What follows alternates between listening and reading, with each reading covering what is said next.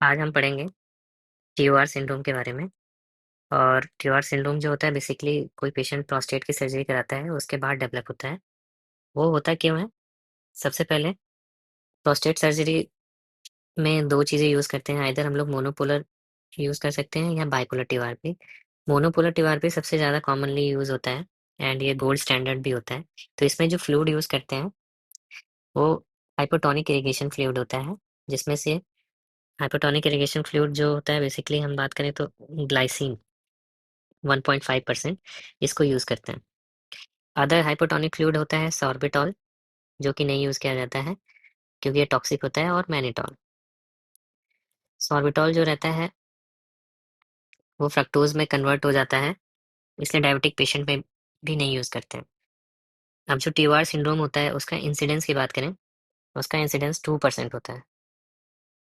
2% incidence होता है। TOR syndrome होता क्यों है? सबसे पहले रिस्क फैक्टर्स की बात कर लें तो अगर हम लोग प्रोसीजर जो है बहुत देर तक करेंगे, 1 घंटे से ज़्यादा समय लगेगा, या प्रोस्टेट का ग्लैंड बहुत बड़ा है, तो भी हमें 1 घंटे से ज़्यादा समय लगेगा, मोर देन 80 ग्राम, या ह हम लोग जो फ्लूइड यूज़ कर रहे हैं वो 1 लीटर से ज़्यादा है, यूज़ कर लिया है, तो इस वजह से TOR सिंड्रोम डेवलप होने के चांसेस हैं। फ्लूइड जब हम यूज़ करते हैं तो उसको ऊपर से टाँगते हैं, जिसकी हाइट ऑलमोस्ट 30-40 सेंटीमीटर्स रखते हैं। अगर ज़्यादा ऊपर रखेंगे तो ज़्यादा प्रेशर हो जाता है। अगर हम लोग हाई प्रेशर से यूज़ करेंगे तो फ्लूइड ज़्यादा बॉडी में एब्ज़ॉर्ब होगा, और जिसकी वजह से हाइपो नेट्रीमिया हो जाता है। एक और मेन रीज़न ये होता है कि सर्जरी करते समय कई बार कैप्सूल परफोरेट हो जाते हैं। कैप्सूल परफोरेट होने की वजह से जो फ्लूइड होता है वो बॉडी में एब्ज़ॉर्ब होने लगता है, और पेशेंट जो है, अगर पहले से ही कार्डियक पेशेंट हो या रीनल कोई उसे प्रॉब्लम हो, तो वो जो फ्लूइड एक्यूमुलेट हुआ है बॉडी में उसको रिमूव नहीं कर पाता है, जिसकी वजह से पेशेंट्स को सिम्पटम्स डेवलप होते हैं। तो क्वेश्चन अराइज़ होता है कि हम इस चीज़ को प्रिवेंट कैसे करें? इसको प्रिवेंट करने के लिए हमें जो ऑपरेशन का टाइम है उसको 1 घंटे से कम रखना होगा। 60 मिनट से कम अगर ऑपरेशन का टाइम है तो इस चीज़ को रोक सकते हैं। दूसरा, प्रोस्टेट का ग्लैंड 80 ग्राम से ज़्यादा होता है तो रिस्क फैक्टर होता है, मैं बताया था। तो इसलिए हमें प्री ऑपरेटिवली ही अल्फा ब्लॉकर्स, जो कि प्रोस्टेट के साइज़ को कम करते हैं, हमें कोशिश करना चाहिए उसे यूज़ करें, जिसकी वजह से सर्जरी जल्दी हो जाए। फिर हमें पेशेंट को प्री ऑपरेटिवली अच्छे से हाइड्रेट करना चाहिए, और ऑपरेशन के समय इरिगेशन फ्लूइड जो है 1 लीटर से कम यूज़ करना चाहिए। हमें जो हाई प्रेशर सिस्टम है उसकी जगह लो प्रेशर सिस्टम यूज़ करना चाहिए, और कोशिश करना चाहिए कि हम बाइपोलर TORP का यूज़ करें रेदर देन मोनोपोलर TORP, क्योंकि मोनोपोलर TORP में हम लोग हाइपोटोनिक सॉल्यूशन यूज़ करते हैं, जबकि बाइपोलर TORP में हम लोग सलाइन यूज़ करते हैं, और सलाइन जो रहता है वो आइसोटोनिक होता है। इसको मोनोपोलर में इसलिए नहीं यूज़ कर सकते क्योंकि ये इलेक्ट्रिसिटी कंडक्ट करते हैं, इसलिए। और हमें मोनोपोलर में बेसिकली वो फ्लूइड्स यूज़ करना रहते हैं जो कि नॉन इलेक्ट्रिसिटी कंडक्ट नहीं करते हैं। और सर्जरी करते समय हमेशा ध्यान रखना चाहिए कि कैप्सूल जो है परफोरेट हो रहा है कि नहीं। ये सर्जन का काम होता है to identify whether capsule has been perforated और नॉट, और उसके लिए हमें देखना होगा 2 साइंस को। पहला, एक तो ब्लीडिंग होने लगती है, दूसरा there is a sudden loss of resistance. Resistance sudden loss होता है। अब बात करें पैथोफिजियोलॉजी या होता क्यों है, तो सबसे पहले अगर हमने हाइपोटोनिक फ्लूइड अगर यूज़ किया मोनोपोलर TORP में, जो कि यूज़ होता ही है, तो धीरे-धीरे वो सिस्टमिक एब्ज़ॉर्प्शन होता है। वो एब्ज़ॉर्प्शन क्यों होता है? क्योंकि जब हम सर्जरी करते हैं TORP तो उसमें प्रोस्टैटिक जो वेन्स होती हैं वो खुल जाती हैं। वो खुल जाती हैं, और कैप्सूल भी कई बार परफोरेट हो जाता है, जो कि मैंने बताया कैसे पता चलता है, ब्लीडिंग से, या गिव अवे या लॉस ऑफ रेजिस्टेंस की एक फीलिंग आएगी। कई बार फैट भी दिखता है, तो इसकी वजह से फ्लूइड धीरे-धीरे एब्ज़ॉर्ब होने लगता है और बॉडी में फ्लूइड ओवरलोड हो जाता है। अब फ्लूइड ओवरलोड होने की वजह से पेशेंट्स को अब पानी ज़्यादा हो गया बॉडी में, और सोडियम की क्वांटिटी फिक्स है, तो जिसकी वजह से डाइल्यूशनल हाइपोनेट्रीमिया होने लगेगा, और जो सोडियम नॉर्मल का लेवल कितना होता है 135, उससे कम होने लगेगा। अब कम होने की वजह से पेशेंट्स को डिफरेंट सिम्पटम्स आएँगे। अब इसको 3 कैटेगरीज़ में डिवाइड किया गया है, और हम इसको याद सिंपली कैसे करेंगे, 10-10 कम करते जाएँगे। अगर 135 से 125 के बीच में है, तो इसे माइल्ड हाइपोनेट्रीमिया बोलते हैं। अगर 125 से 115 के बीच में है, तो इसे मॉडरेट हाइपोनेट्रीमिया बोलते हैं, और 115 से कम हो गया है, तो इसको सीवियर बोलते हैं। ये क्यों इम्पोर्टेंट है? क्योंकि इसका मैनेजमेंट अलग-अलग होता है। अगर माइल्ड है कोई पेशेंट, तो उसमें सिर्फ हमें जो फ्लूइड दे रहे हैं उसको रिस्ट्रिक्ट करना है, और जो एक्स्ट्रा फ्लूइड है उसको निकालने के लिए हम लोग डायूरेटिक्स यूज़ कर लेंगे, जिससे कि पेशेंट जो है मैनेज हो जाता है।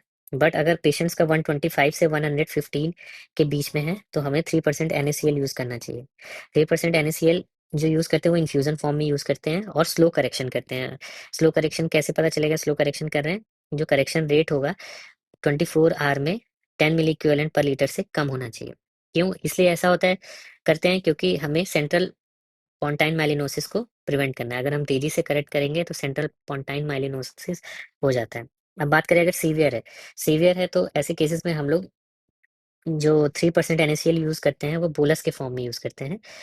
तो 3% NaCl हम लोग 100 ml IV लेंगे और उसे बोलस के फॉर्म में पेशेंट को यूज़ करेंगे। अब क्वेश्चन अराइज़ करता है कि हमें कैसे पता चलेगा पेशेंट को माइल्ड, मॉडरेट है, सीवियर? ये तो लैब वैल्यूज़ हैं कि लैब वैल्यूज़ पे हमने देख लिया। तो मेन चीज़ दूसरा ये होता है कि पेशेंट को हम लोग क्लिनिकली देखेंगे। जब पेशेंट इनिशियली माइल्ड या मॉडरेट में रहता है, तो उसको रेस्टलेसनेस होता है, पेशेंट कन्फ्यूज़न स्टेट में रहेगा और बेचैन रहेगा। पेशेंट को हल्का-सा हेडेक होगा, वॉमिटिंग होगा और थोड़ा-सा चक्कर भी आएगा। जो पेशेंट कई बार कंप्लेन करते हैं कि पेशेंट को विज़न जो है ब्लरी हो रहा है, धुंधला-धुंधला दिख रहा है, थोड़ी देर के लिए दिखाई नहीं देगा, जो कि टेम्परेरी होता है। वो मेनली इसलिए हाइपोनेट्रेमिया की वजह से नहीं होता है, वो मेनली ग्लाइसिन मेटाबॉलिज़्म की वजह से होता है। ग्लाइसिन जो रहता है, हम लोग मोनोपोलर टीआरपी में यूज़ करते हैं, तो वो अमोनिया में कन्वर्ट हो जाता है, जिसकी वजह से ये ब्लर्ड विज़न आता है। अब बात करें इनिशियली पेशेंट का जब फ्लूइड ओवरलोड होगा माइल्ड केसेज़ में, तो ऐसे केसेज़ इसकी वजह से पेशेंट को हाइपरटेंशन हो जाएगा। हाइपरटेंशन और धीरे-धीरे पेशेंट का ब्रेन का प्रेशर बढ़ेगा, इंट्राक्रेनियल प्रेशर बढ़ेगा, जिसकी वजह से ब्रेडिकार्डिया डेवलप करेगा। तो जो मेन सिम्पटम्स होंगे वो होंगे patient will be in state of confusion, agitation, restlessness along with headache, nausea, vomiting and blurred vision.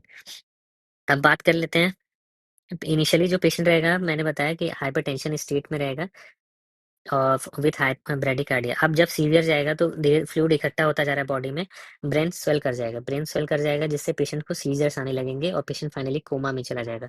Coma में जाने के बाद धीरे धीरे ब्रेन स्वेलिंग बढ़ती जाएगी और पेशेंट का पिपिल डायलेट हो जाएगा, और इंट्राक्रेनियल प्रेशर बढ़ने की वजह से हार्ट एकदम धीरे स्लो हो जाएगा। अब और उसका पेशेंट का ब्रेन हर्निएट कर जाएगा, जिसकी वजह से पेशेंट रेस्पिरेटरी डिस्ट्रेस में चला जाएगा और फाइनली डेथ हो जाती है।